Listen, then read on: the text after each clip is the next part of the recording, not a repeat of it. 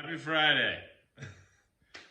So yeah, what we're gonna be doing is cutting down a fender, front fender for, we don't know what year this one's, this is late 60s probably. And we're just gonna cut down on the edge of the tape and then where it curves back and at the corners. And we're gonna be using an amazing Ryobi angle grinder from Home Depot that has done a lot of cuts on various things. And also a DeWalt palm sander.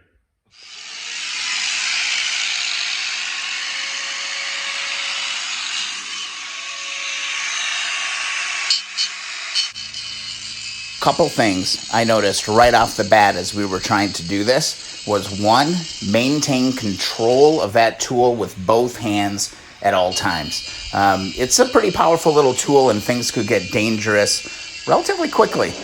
Things could move around on you, even if it's rattling. Make sure that you keep both hands on the tool, maintain control. And the other thing is that instead of just drawing out where you want to cut with a Sharpie, use masking tape. That masking tape really provided a solid line to be able to, guide the way. As you got too close to the masking tape might bubble up or melt away just a little bit, and it made it really smooth. So we had already done the rear fender, and it's not like we're professionals by any measure, but the rear fender cut went a lot smoother. This one was vibrating, as you probably saw. So if you can, I don't know if you could zoom in here, Brian, but you see how that's kind of jagged, and that's what we don't want.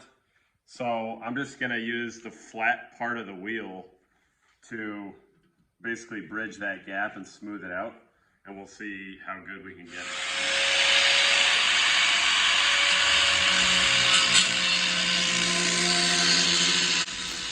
Using that flat edge of the angle grinder really provides some precision. We're able to really flatten that out, get it really nice and smooth, nice, clean lines. That's what we're going here. So even if it gets a little wobbly or gets a little jagged on you, there's hope. You can always go back and clean it up. I think that was really, really key in us kind of doing this. Again, this is our first day trying to do this, and we're kind of experimenting, but well. I mean, you can see it's already flattening out. Like maybe there's some variance in there, but I don't think anybody's eyeball is going to be able to pick that up. And here we're just kind of cleaning up that corner. What am I saying? This is all Brad all day, cutting down this fender for this CB350 motorcycle. Just nice, clean lines. Take your time. And again, I do think just control of the tool was really, really key. But you don't want to just cut it straight. You want to build a little bit of an angle into the end of that fender just to make it flow just a little bit better. Here's a really good angle on how you kind of just curve and work that angle of those little corners on that fender. And I'm telling you, if you take your time, you can make this look really, really clean, and you can do it yourself.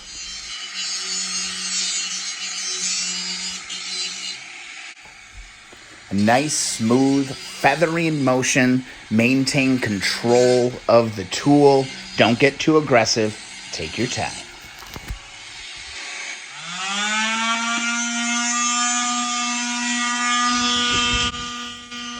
Once you get it where you want it with the angle grinder, I'm telling you, a palm sander like this really did an amazing job to just really put a nice fine finish on the edges of that cut. I was actually really surprised how well this worked. Something so simple. We were thinking, God, should we use a Dremel? Do we got to get another grinder out? What are we doing here?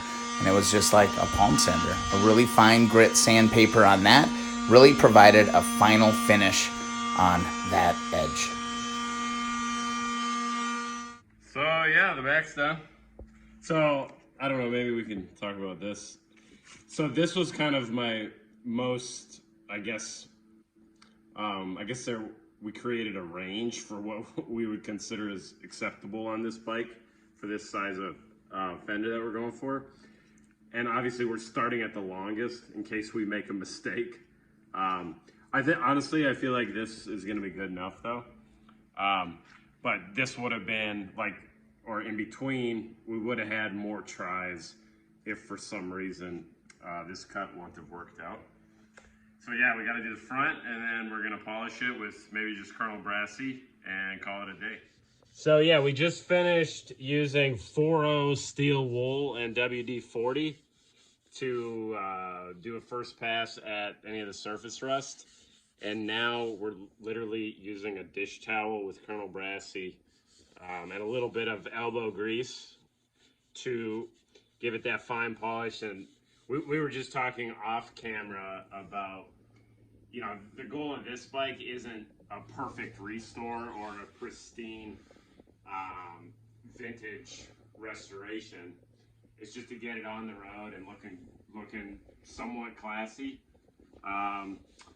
And yeah, just more presentable than it was. So there you go, quite the project. You know, I've always been hesitant about chopping fenders. I always felt like, oh God, leave the original parts. But after seeing how relatively simple that can be, it can be done. I mean, look at this bike. Look at this bike. This is going to be a really, really beautiful motorcycle. We got a long ways to go. We're just diving into the wiring. Look, we've got everything isolated, ready to go there. But I can't stop looking at these fenders, man. They were chopped. And we chopped them. We didn't pay somebody to chop them. We chopped them. Look at that. That is going to be cool. A little adjustment needs to happen on the angle of that rear light, but that ain't no big deal. This is fun stuff. This is why we wrench. And I do have to say, guys, wrenching with friends is pretty awesome. This is a beautiful motorcycle. I can't wait to keep working. Thanks so much for watching the video. I hope you found this useful. I hope you found it inspirational. Hope you go get it. I hope you go and create the bike of your dreams. Be sure to visit keeponwrenching.com. Check out the live streams every Thursday night, or most Thursday nights. I'm going to be there on YouTube. And don't forget to look up that Facebook group, the Keep On Wrenching community group on Facebook. This was a really fun video to make. Something very different for the channel. But man, look at that chop fender. This is cool stuff. This is why we do what we do. See you in the next video or live stream.